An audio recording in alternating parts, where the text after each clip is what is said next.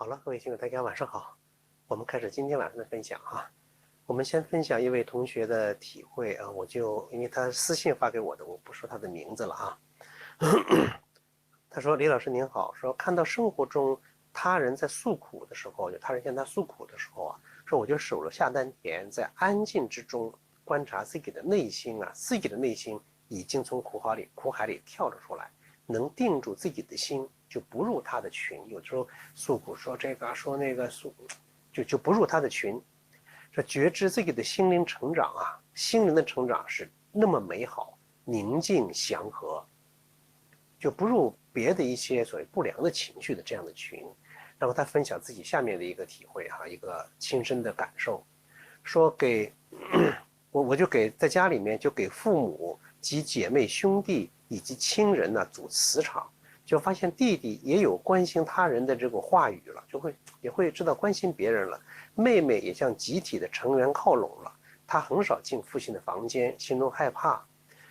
说我陪伴父亲临终的日子里，就父亲最后的日子，他在这陪伴啊，和姐姐弟妹相比啊，自己没有对父亲有指责、有埋怨的话语，他们呢有对父亲有批评啊、指责呀，甚至怨恨，就不体谅父亲的难熬的苦处。当父亲有病的时候，说就想叫父亲按照他们说的那样安排的。那样睡眠，该睡觉睡觉，该干什么干什么，因为这样说呢，说不影响他们休息。有的可能时间也长了就是让父亲你这时候就得睡觉，你别乱动，我们好休息，这种感觉说不影响他们休息，还大呼小叫。此时的父亲是多么的艰难煎熬啊，也好长时间不能吃饭了。他有的时候儿女可能就心里比较焦就开始埋怨等等这样一些现象，但他呢就没有这种情况。说此时的我跪下磕头，感恩父亲的养育之恩而不是以泪洗面，而是祝福父亲去天堂的路一路走好。说记得老师课上讲过流泪，是给父亲淋雨，说一个小女孩去世，她妈妈在家哭的那个故事哭了，然后她妈妈做了个梦，说梦的小孩呢在淋雨在那儿。在一个阴暗的角落，那边有阳光，别的人在那玩，就他自己的女儿在天堂的一个角落淋雨，然后就问女孩：“你为什么淋雨啊？”女孩就说了：“说妈妈，你在下面哭，你一哭，上面对我来说就在淋雨就这个故事，说告诉自己不要太多的伤痛，要化悲痛要化为力量继续努力前行越过反对人群的那个围墙，在反对的人面前仍然坚持锻炼，就好多人。不想让他锻炼，不想让他学习，但是我还是要坚持学习锻炼。夜里有时也锻炼，走自己追求的光明大道前行，不怕阻险，说良知之路奋进用爱护生命，感恩生命之花的开放。在陪伴父亲那个时间就比较辛苦了，睡觉也很少睡说缺少睡眠的时候呢，就体察体内头部跳动的经络。是和全身、牙齿手部、小腹是一个整体。生活中的亲人是不同层次的佛，化为病身来帮助我不要计较他们的过，都是无常。说一次次升华一次次的升华我错过了自己有太多的执着没有化开。我现在要继续学习，继续前行，要把那些执着、偏执、怨恼烦、贪嗔痴都化掉。感谢老师，感谢良安时空用爱护生命感谢良安时空陪伴的这些老师们，我们一路陪伴着前行。就自己在通过学习传统文化之后，就明显就感觉到自己曾经也跟我聊过，就和自己的兄弟姐妹和周围的人变得就不太一样了，对于一些事情的看法不一样了，也从大的方面就人生观、世界观、价值观就不一样了，看法不一样之后，你心境就不一样了。你在处理问题，比方说对待父亲临终这段时间，陪伴父亲。这过程中，他的心境不一样了，行为也不一样，各个方面都不一样了。我们学习传统文化，就真的要把内心那个良善每个人都有要把它唤醒起来，唤醒起来之后，特别是在自己亲人在世的时候，良善唤醒起来，对自己的亲人真的要全心全意的把那个善、那个爱心奉献出来，不要等到说。到最后有很多的后悔所以今天呢，我们再接着上一次课的这分享，再讲这个善。上次讲的是我们出门要带着善意出门。这个出门不是说就出开门这个善意出门啊，就是打开你的心门，让你遇到问题、遇到人，就和客观世界进行物我交接的时候，哪怕思考一个问题，也是你先要出门要去干什么事儿一样，这种感觉，我就带着善意，比方说打坐，带着善意；站桩，带着善意；打拳，带着善意；跟人打电话，带着善意；做事做任何事情，我都带着什么？带着那个善意。你既然带善意，你念的那个善就始终属于觉醒的状态，属于觉醒状态。那么你一天24小时，每时每刻，你都被善意，你都活在那个善意之中，你慢慢就发现那个善意哪里是你的善意，是老天爷的大善。你真的会觉得你就好像活在大慈大悲之中。你说你活在慈悲之中多么好啊！慈爱之光里面，那多么幸福这种生活，是吧？所以今天呢，我们在上次我记得我讲了一句话，就是说这个善意是看见并回应另一个生命的存在。今天就讲这样一个题，说什么叫善意呢？我们讲心中有善，这确实是这样，但具体我再讲具体一点可能会也能够启发，当然对我自己来说，启发我自己的生活中去践行这个善意。善意是干什么呢？就是说看见并回应另一个生命的存在。首先你得看见，之后你得回应。比方说我说在电梯里面见到了这位母亲在训斥这个孩子，你看没看？你可能很多人你都看到过，但是你真正看见了吗？不一定。我们生活中有太多的事是熟视无睹，你看到一些事情的发生，可是你自己怎么样都没有入到你的心里去看，有时候甚至假装看不见，假装没有看到。生活中有没有这样的情况？太多这样的情况，或者叫袖手旁观。有的就是看，好像他并没有真正的看见。所以这个看见呀，是那个善意的起点。那个看见就能收回散乱的心神，让你那个心神真正的就在这儿，就在这儿。大家注意很多时候人和人之间擦肩而过，你看没看到有个人，他是什么样的情况？他是谁？他穿什么？你并没有看见。我这儿讲的看见什么意思就是说，当你在可以比方说看见什么意思就是你真是我看，并且什么专注在这儿。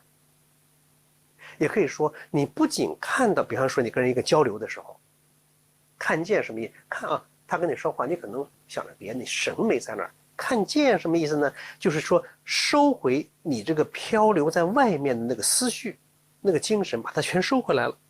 你可能正想着待会儿吃什么饭，想问这个手机短信还没有回，他跟你说话的时候，你还想这些事儿，你就没有看见对方。我讲的意思，看和看见不一样，见就你的心在那儿。所以跟这个人说话的时候，我把我的思绪从待会儿吃什么饭那个午餐中收回来，要从这手机的这个待会儿要把这个收回来，从明天去哪儿玩把这个收回来，这个思绪全部收回来了，全神贯注于对方。也可以说全神贯注什么呢？眼耳鼻舌就是视触觉听觉嗅觉所有的感觉全部关注在对方。也可以说你就不仅在听他说话，而且还什么呢？你在阅读，就好像读书看阅读什么？他的表情，他的语气，他的神态，他的身体语言。当一个人跟你说话，你这样就看见他说话的时候，这本身就是一个非常高贵的一种无言的尊重。别人跟你说话，你好像也在听，但你明显你六神无主，你没神专注在那儿，别人能感受得到你那份轻视。所以看见就是放下那个自我心中的别的事，放下自我，全心关注，放下自我，全神贯注，这是第一点，这真正看见。看见，就你必须真正不是说单单眼睛这块光进去了看到了，不是，内在那个神在里面。眼睛进去了，光线从眼睛进去了，到视网膜成像了，你对那个像看清楚了没有？你的精神守在那儿没有？这叫真正要看见。这第一点，看见什么呢？放下自我，全神贯注。那第二点是什么呢？看见什么意思呢？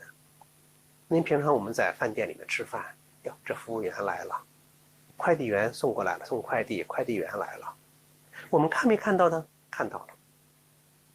那看到我们只是看到了什么呢？只是看到了角色。比方说在饭店吃饭，这个服务员，你只是看到他是个服务员，他是干什么？他是服务我们的。那快递员只看到这个送快递的，他这个快递员送东西来的，我们只是看到了什么呢？这些角色和标签，他们的角色、他们的身份、他们的标签，而没有穿透这个角色和标签，去看到他也是什么呢？一个会疲惫，一个会不开心。大家想是不是？一个他也有自己的故事，也有自己的家庭，他也是一个活生生的人。大家想一想，是不是这样？我们只是看到你在这服务，你就应该怎么样，就没有想到他这时候可能正刚刚接到家里一个电话母亲病重了，或者什么样的情况。这快递员呀，他给你送东西来了，送快递来了，可能你不太满意，你就没想到在路上会经历这样或那样的事情，你只是觉得你是送快递，你就应该履行这个职责，就失去了很多人情的东西。所以看见什么意思呢？叫穿透角色，穿透什么呢？社会的标签，意识到你对方站着的是一个活生生的人，有情感，有故事，会疲惫，会不安，会焦躁，会有各种各样问题的这样一个人。我说清楚意思没有啊？这是看见的第二点，就是要穿透这个角色，看见那个真人，看见了真人。好了，如果你做到这些之后，那就变得不一样了，你就会有一种深刻的共情的能力，你就能够和他共情了。一共情了，这个善就出来了，善就出来。你看着他这个，他家里面一定有什么事情，你就会主动的去尝试去理解他人处于一个什么样的状况。他怎么今天我们在一块开会，他怎么总不说话呀？你想开会你就应该发言，好了，你穿透他这个角色，你开会应该发言，是应该发言。他今天家里面是不是有什么事情发生了？他不讲话，可能是因为别的事情发生了，他很保持沉默，他一定遇到了什么样的困难。走在大街上看一个人很焦躁，你就想这个人这个太社会就这些人搞坏了，这么焦躁，就没想到什么他生活中可能承受了太多的压力。所以当你穿透这个角色这个盔甲，看到内在那个生命本身的时候，你就有了共情了。这个时候这种看见就不一样了，就把我们呢从评判什么呢？你脾气怎么这么坏？你这个人怎么从评判变成什么？变成理解，他可能遇到了什么样的事情。你不去评判，这本身就在行善。原来曾经讲过那一课，就无端的给人定义就真的像犯罪一样。你一定义，把一个人定义成这个什么，就把他很多生命的东西给他剔除掉了。所以当我们真正的看见那是一个人，你就从评判就走出来了，走向了理解。所以那个真正的看见呀，是建立一种深层次的链接。我举很简单的例子，从刚才那个说什么样的链接呢？比方说我在饭店吃饭，好，那有个服务员，他就是个服务员。那服务员就是什么？就是做这些事情的，就我和他的关系。这个他就好像这个机器也可以做，就是我跟他宝盖头这个他一样的关系。大家也是平常是不是都这样？你是服务，你就是干这些事儿的。你这个人在这干也好，机器干也好，就是都可以做的。你穿透这个角色，看到他这个人的时候呢，就感觉我和你的关系，就变成一个活生生人和人的关系了。那么再更进一层呢，他遇到这样的情况，我也会遇到这样的情况，我生活中也遇到过类似这样的情况呀。你就会设身处地，就变成我跟他的关系，我跟你的关系，就变成谁跟谁的关系，变成我跟我自己的关系了。这就设身处地了。当你看到他这样，我也曾经遇到过很多很多困难，就我跟他的关系就成了我跟我自己的关系了。这个自然而然的，你那个善意怎么样就出来了。善意出来。如果你不是这样，你只是一种高高在上，一种很远离的看到他这样哪怕你去跟他微笑一下，打个招呼一下，那都什么呀？那都不是真正的那种善意，那只是礼貌的、格式化的或者程式化的礼貌。你好，或者怎么样，那是程式化的、公式化的一种礼貌。而不是发自内心的那种善意出来。你只有是把对面看穿了，从角色上看穿，看到他是一个真正的人，而且这个人能和自己感同身受，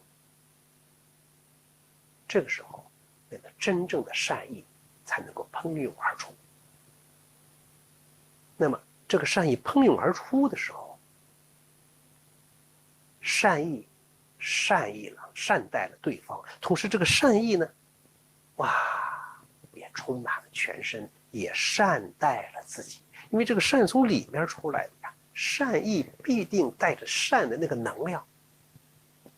善，它就是一种正气，身上就有了这种正气。所以善意是看见，我讲这个意思，不是单单看，你得看进去。穿透角色，看到生命，看到人的本性，也看到了自己。好了，说是讲了，善意是看见并回应另一个生命的存在。回应什么意思呢？你看到了之后，开始回应了。回应就是善意要落地了，要根据你的看见给出什么呢？恰当的反馈。注意这个恰当的反馈，这是什么意思啊？看见就好像是接收信号，接受信息；回应呢是发放信息，发出信号，往外放出这样的信号出来。那如何去回应呢？是怎么去回应呢？大家注意，这个回应没有一个固定的程式，说怎么样去回应，不是这样，它是根据你所见的内容，一种自然而贴切的反应，很自然、很贴切的反应，它没有固定的说应该怎么样去善意，是每个人都有这样的能力。你看到之后，你很自然的就给出很贴切的什么呢？自然的根据你所见的内容，回应出贴切的这种反应，这种善意。就是一个是见，一个是回应。从某种意义上，你也可以说积而不动，感而随通。你心中始终是有善，你就能看见，看一面镜就能够反映到里面。一反映到里面之后，我就给出什么呢？恰当的反应，恰当的这种反应。那么看见和回应，刚才讲看见，现在讲回应啊。回应的形式有很多，它是很自然、很灵动的。你比方说，一个善意的眼神，一个眼神，对方很不好意思，你一个很平和的眼神，对方那种尴尬也好，什么马上怎么样，稳下来。一个温暖的、肯定的眼神呢，有的时候胜过千言万语。他看你的眼神，他安稳下来。或者做完这件事，他忐忑不安，你一句什么呢？温和的认可，对方一下平静。或者说在一件事情，一次争为什么事情去争也好，或干什么，或者上地铁我干什么，我一次退让，你先请，就都在表达善意。他说一句话，你忍不住要回击过去，一次克制。我少说一句，这都是每一个微小的举动。这门刚要关上来，后面还有人，停一下，这门一开，跟着后开大一点，人都进去。就一个微小的一个举动，一个温暖的眼神，一句柔和的肯定，一份什么呢？谦卑的克让、退让、克制，这都是什么？你对你看见的情况的什么一种回应？这个时候，你的善意自然而然就表达了出来。但是这个善意有的时候我们真要恰当的回应。恰当的回应，并不是说这个善，我就得看到他，我就怎么要帮助他，或者怎么样。有时候并不是这样，很恰当的。比方说这个事情看到他能解决，你就默默的注视，就是一种尊重。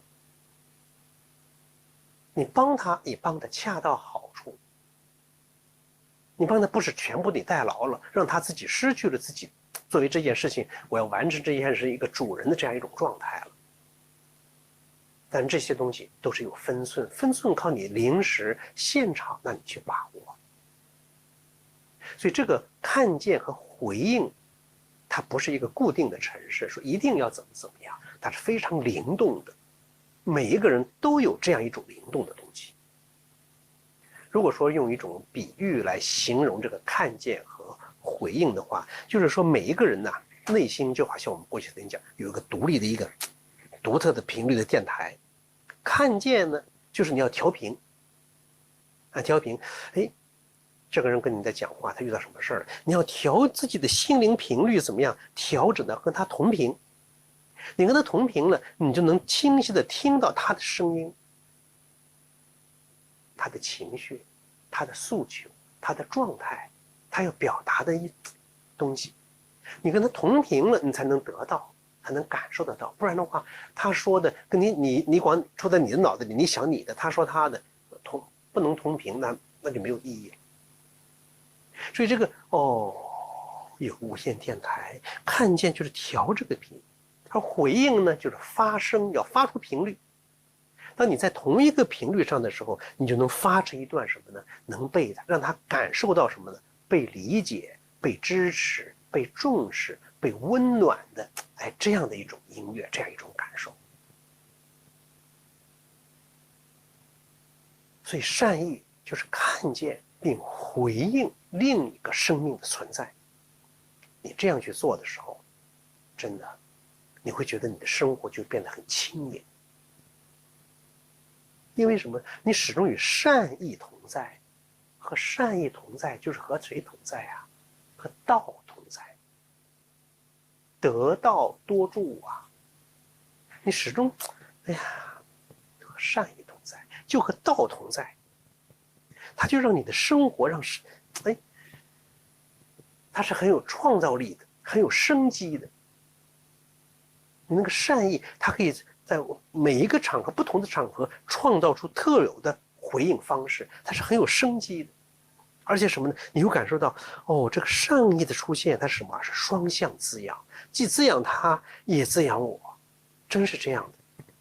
而且首先被滋养的一定是自己，因为善意是从你这儿出来的，这么一种感受。所以今天我在这儿说这个善意就是我讲这个善意是看见并回应另一个人的存在的时候，其实我也是在邀请我们两岸时空的所有的人，两岸时空的亲友们，去开启一种全新的生活品质。但是其实我们已经开启了，已经在这样做了。这全新什么呢？就是不再活在全然由自我构成的世界里，而是带着什么呢？清醒的觉察和温暖的链接。你有清醒的觉察、温暖的链接，去参与和塑造我们共同身处的这个世界。也可以说，每一次看见都是一次心灵的觉醒，每一次回应都是一次爱的行动。每一次看见，你要看见，你的心要纯净啊，你先要觉醒啊，你要放下那个我呀，那不就一次心灵的觉醒？你我的太重了，你就看不见别人了。你只有放下我，放下我执，放下偏见，放下这些东西之后，你才能真正的、客观的看见另外一个人，或者看见另一个生命。所以每一次看见都是一次心灵的觉醒，而每一次回应呢，都是一次爱的行动，是一次用爱护生命的行动。所以这个也许这是很简单的，每个人都能做的事情。就像上次讲，它不是一个奢侈品，是每个人生活中日常你都可以有的。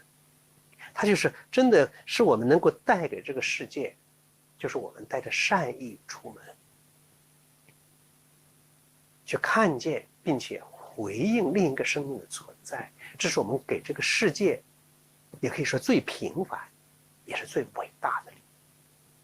给这个世界最平凡、最伟大的礼物，其实也是给自己最平凡、最伟大的礼物。我们和这个世界是一体的。上一次我们曾经说了，我们练安静、安静、安静、安静，但这个安静不是冷冷的安静，不是做哭产般的安静。我们在练安静的同时，一定要去修自己这颗温暖的心、慈悲的心、善的心。就是我们那个意是心音，意字不是心音吗？心的声音，这心中的声音要发出什么样的声音？要善意、善的那个心音。我再强调一下，我们今天所讲的这个内容善意，它不是说你要去做一件轰轰烈烈的多么多大的事儿，我需要一定要成为这个所谓英雄好汉。每一个人在生活当中，你都可以去散发善意。是当你真正的看见，并且回应另一个生命的存在，但首先你要看见，这一点就需要去修了，要破除放下那个我，才要全神贯注，要穿透那个角色的铠甲，从那个角色中跳出来。当然，首先你要从自己的角色中跳出来，你要觉得我是什么什么，我是，你光带这种眼光去看，那你就看不清楚别人了，因为你是有色眼镜，你看别的一切都是有色的。所以每一次看见都是一份觉醒，觉醒自己这个心，你觉得再去看世界，看见的世界也不一样了，你回应给世界的那种善意。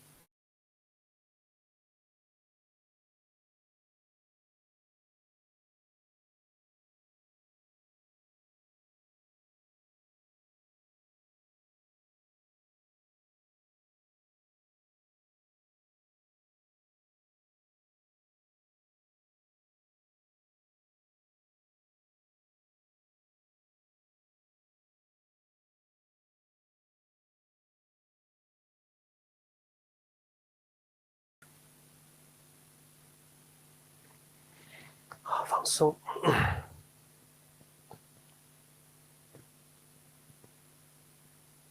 安静。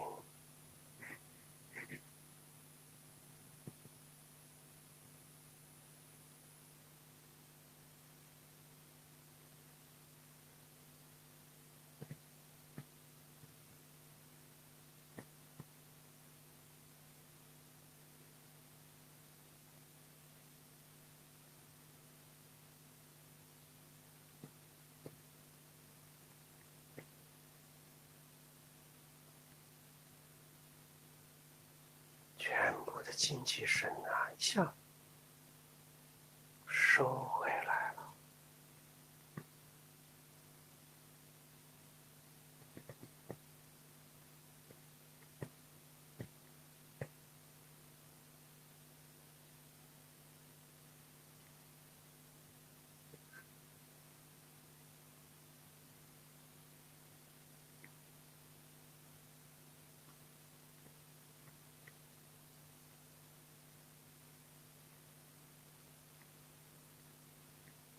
两脚分开，正后8字。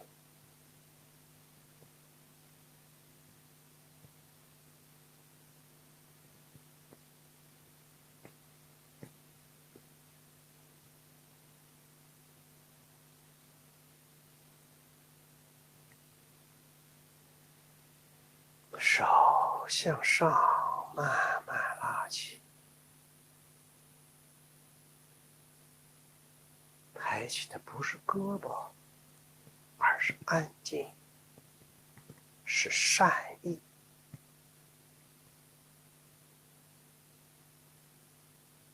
是对整个世界、对天地虚空的善意。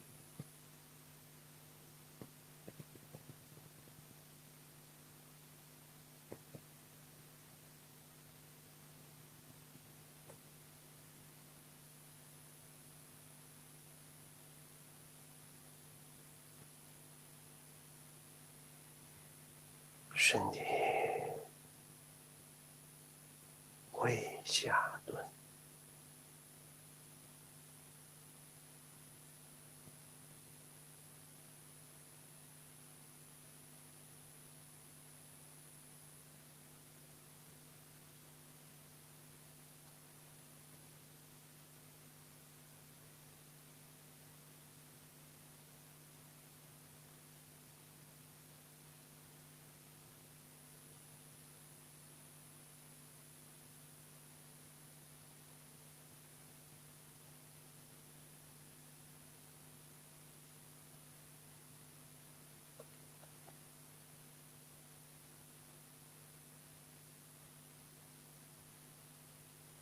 眼观鼻，鼻观口，口观心。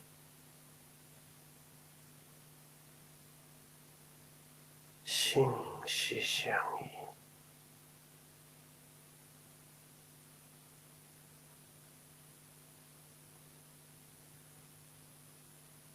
相依丹田，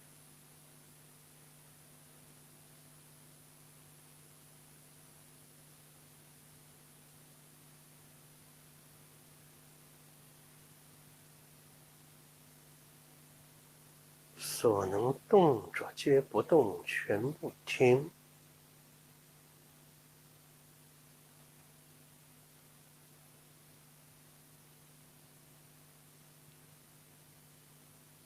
便只剩下呼吸，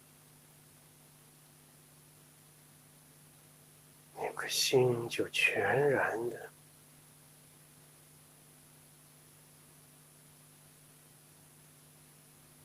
心息相依。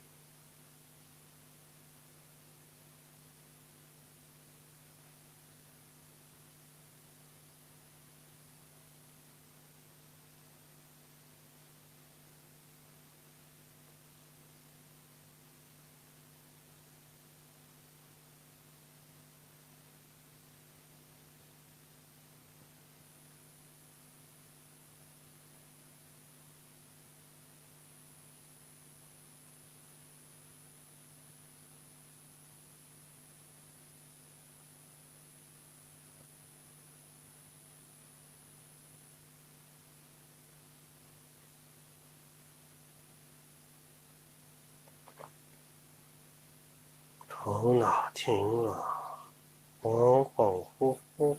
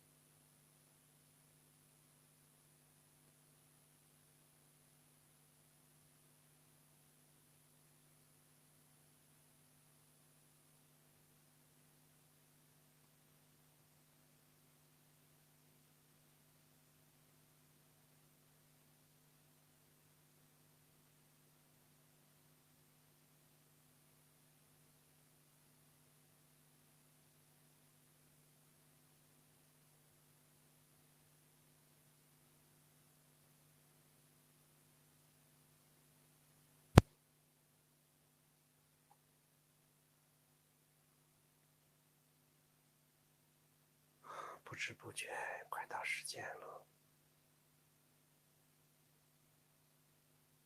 大家自己安排收工的时间。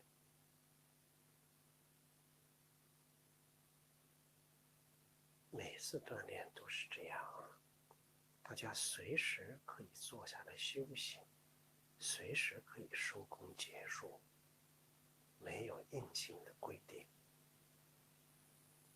就根据自己的身体情况，以觉为师，你的感觉作为标准。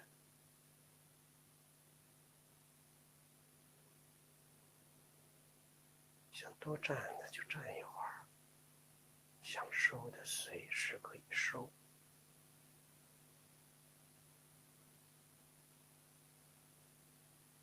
只要在生活中去践行，带着善意出门。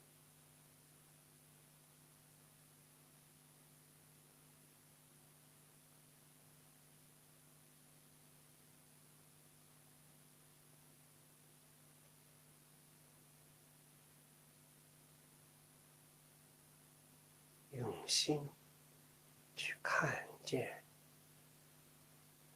并且回应另一个生命的存在。